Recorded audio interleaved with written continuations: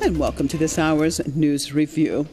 British Prime Minister Boris Johnson has been in hot water in recent weeks amid a series of scandals leading to a decline in public support.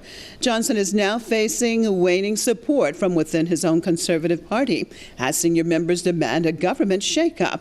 And the members say Johnson is on notice and he could be gone within a year unless he cleans up his act. Just on Thursday, UK Conservatives lost their parliamentary seat after almost 200 years. Now, that happened amid controversies over a number of issues, including parties held at Downing Street during COVID lockdowns last year.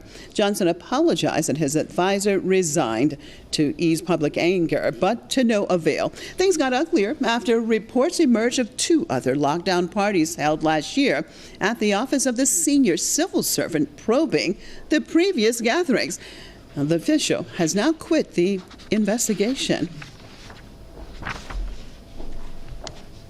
I'd like to welcome my guests to this news review out of London. Press TV's very own Saeed Pourreza, also out of London. Said Mohsen Abbas, journalist and political commentator. Thank you both for being with us. Well, let's start this off with Saeed.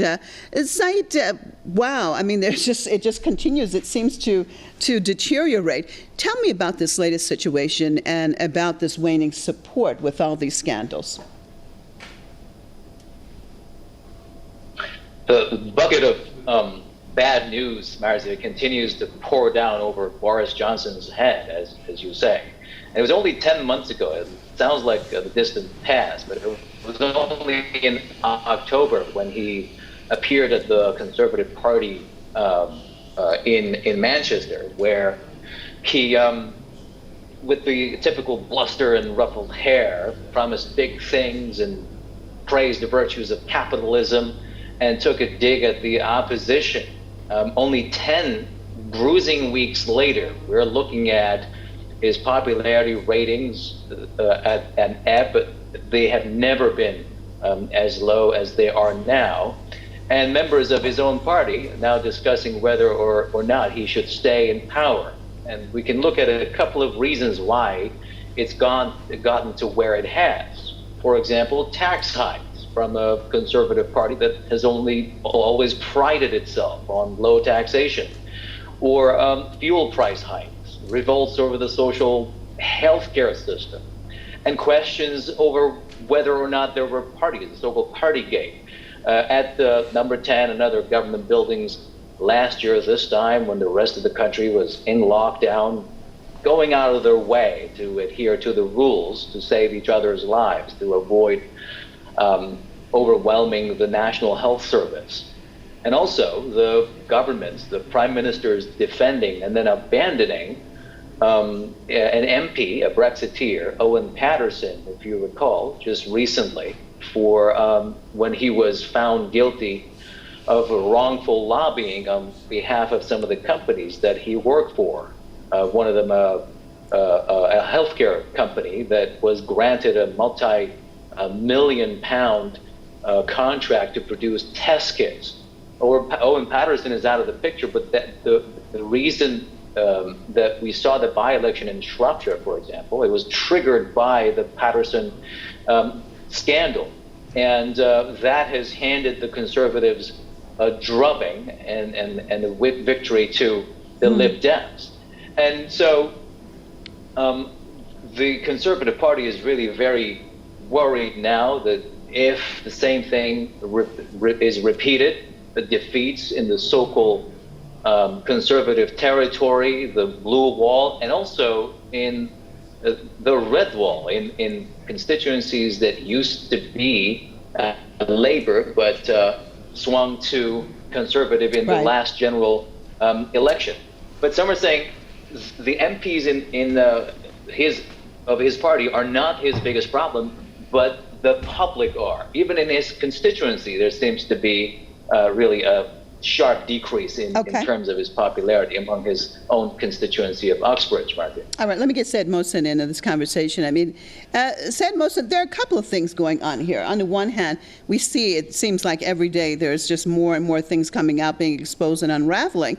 On the other hand, though, it is interesting that people are so shocked. I mean, Boris Johnson was never like this honorable and honest character. I mean, even going into it, he has quite a background, quite a past. So tell me, what is this? Do you think there's something else going on? What do you think about this? Your assessment of all of this?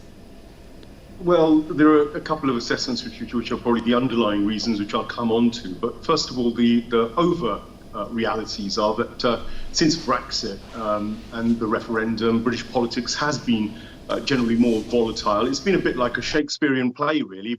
You know, betrayal, tragedy, corruption, sleaze, it's all there. You could write an entire drama out of it, and some people argue that it really is a drama. You know, obviously, Jeremy Corbyn going down, the Brexit Party, Change UK, Theresa May. You've seen all sorts of things going on over this period, and the emergence of a disreputable leader such as Boris Johnson, basing most of his popularity at the time on the Brexit, if you like, vote, which is sinking fast. Of course, now is suffering for the lies and that kind of open dishonesty, which people are beginning to see more and more. But one constant is there, regardless of all this drama: corruption. And it's something people don't want to associate with the British Parliament or the British system. Often around the world, it's cited as being squeakier clean and a model for the rest of the world to follow. The fact is, it's corrupt. The Tory leadership is addicted to a culture of cash from the rich. For instance, you know, this even the main broadsheet are now accusing them of offering £3 million to people, rich people who can buy positions in the law. For instance, the Tories traditionally rely on donations from the wealthy benefactors, and they kind of expect things in return, these wealthy benefactors, which then puts you into connections with the compromise of democracy through the backdoor arrangements with transnational corporations, with Israel lobbies, with the US and its foreign policy diktats, and the kind of, if you like, the independence of British politics becomes hugely questioned. Of course, it's come out, bursting out into the open, with Owen Paterson being paid for consultancy for Randolph and Linds and Country Foods, etc. But that's just the tip of the iceberg. We know that Priti Patel was caught with unauthorized trips to Israel to meet businessmen there. She's been bullying civil service staff. But Robert Jenrick dealings with the West Ferry housing development. These are just some of the kind of sleaze scandal that stuck with the Tories. But it doesn't stop at the Tories. The Labour Party is guilty of sleaze too. Stop right there, said Mohsen. That's just what I want. That's the point I want to get to. I wanted to get to that point was, you know, it's being framed as if this is something with Boris Johnson or the Tories. But in reality, we're talking about a very corrupt system in general. I mean, whether we're talking, as you were just pointing out, about Labour or Tories, because it's always framed that it's one individual, it's one politician, or if a few different people from a certain party. But isn't the reality that basically at the core, it's pretty rotten right now? Said Mohsen, staying with you? Well, I think there's a systematic immorality and, if you like, corruption there within the system as a whole. Because until politicians can be divorced from their relationships with corporate media, for instance, or divorced from the money links or the jobs they get with the pat on the back after they've done their jobs as MPs, these are all little side incentives which actually point to something very rotten, because the electorate votes these guys in, but actually the real lobby groups and the power plays that go on once the elections are done, well, the general public has nothing to do with those, and it's argued that democracy is essentially is hijacked and subverted by all these other interest groups. And I'll give you an example, for instance, of the Corporation of London, which probably controls 30 or 40% of British GDP.